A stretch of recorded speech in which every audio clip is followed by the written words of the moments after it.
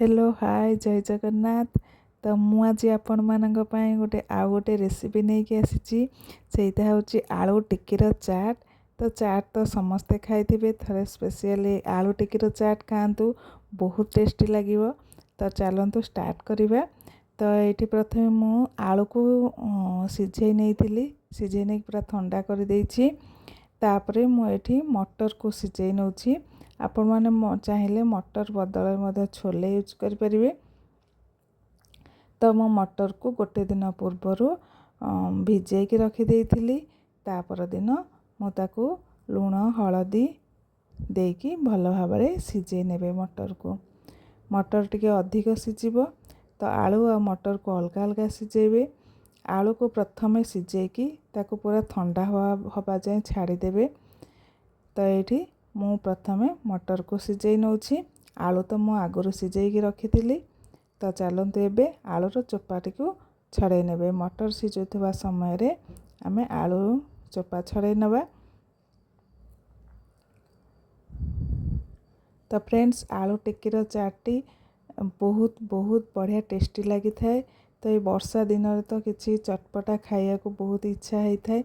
तो बाहर भी खाइबा को भल लगी न थाए वर्षा दिने।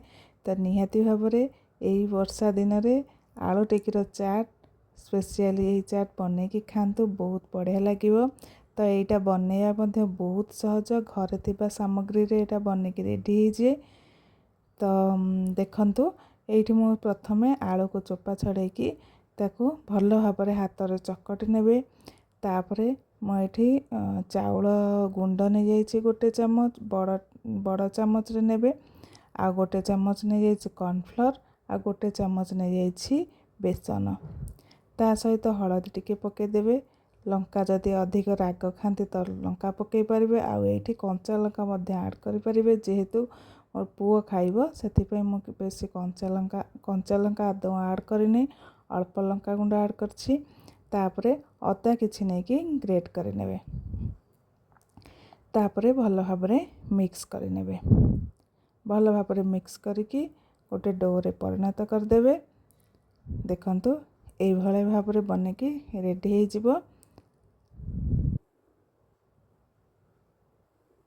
तापरे देखंतु एठी हमर मटर मध्य सिझी जाइछि। मटर भल भाव सिझी जाइछि। टिके एई भली भाव रे भल भाव रे टिके सिझेई नेबे। गोटा गोटा मटर रखिले एते चाट एते भल लागी न थाए। स्पेशली आलू टिक्कीर चाट रे। तो तापरे आमे तड़का लगे दबा। एठी तड़का पैन रे मु नहीं जाइछि तेल। तापरे पके नेबे आमर तेजपत्र, तापरे सोरिष जीरा पके नेबे, हलदी टिके, लंका गुंड टिके, आउ सेतिरे पके नेछि धनिया पत्र। तड़का आमर हो गले आमे आमर जो मटर रखीचे मटर रे आमे ढाली देकी भल भाव रे मिक्स कर नबा। एबे चाट पाए आमर मटर टी रेडी हो जाइछि। भल भाव रे मिक्स कर नेबे। आमे आगरु तो लूण पके नहीं थिले, आ लूणर आवश्यक किछि नाही। तो एबे चलंतु टिक्की बनेबा। आलूर टिक्की एबे बनेबा। एई भली भाव रे हाथ रे टिके किछि तेल लगे नेबे। तेल लगेकी गोल गोल करिकी आमे आलूर टिक्की बने नबा। बेसी छोट करबानी कि बेसी बड़ करबानी, मीडियम साइज रे आलूर टिक्की बने नबा। देखंतु एई भली भाव रे बने नेबे। गैस ऊपर मु तावा गरम कर देइछि। सेतिरे किछि तेल देकी तावा पूरा गरम कर नेछि। सेतिरे आमे आलू टिक्की सब रखी नबा। रखिकी भल भाव रे फ्राए कर नबा। आपण चाइले आकु मध्य छाणी पारिबे तेल रे, तो बेसी भल लगी थाए। तावा फ्राए कले बेसी भल लगी थाए। यार टेस्ट बेसी भल लगी थाए, आ क्रिस्पी मध्य होई थाए। देखंतु एबे सबु एई भली भाव रे आलूर टिक्की को बनेने कड़े ऊपर तावा ऊपर दे देछि फ्राए करिया पे। भल भाव रे फ्राए करि नेबे। एई भली भाव रे गोटे पट हो गले आ गोटे पट उल्टे नेबे।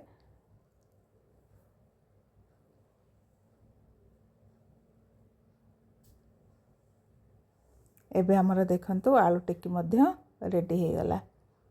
एभली भाबे उभय साइड गुड़ाक बोथ साइड देखिए गोल्डन ब्राउन कलर पूरा हो तापर आपण माने काढ़ी देबे।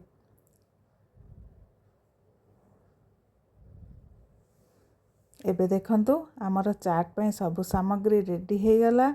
आमर मटर मध्य रेडी हो जाइए, आलूर टिक्की रेडी हो जाइए। एटी पियाज चुन चुन कर काटी नहीं, कंचा लंका काटी नहीं, तापर टमाटो गोटे काटी नहीं, तापर एटी सेव नहीं जाइए। आउ एटी तेंतुलीर चटनीटी तेंतुलीरटा मीठा चटनी मध्य रेडी होइछि। एई चटनीटी मु घरे बनैछि। आपण मान जदि रेसिपी जानिया को चाहुचंती ताहले मते कमेंट कले मु आपन सहित रेसिपी शेयर करिवि।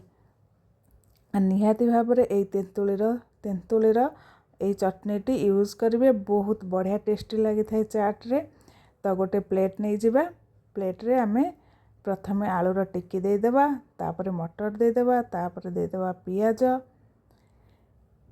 पियाज पर टमाटो देदेबा,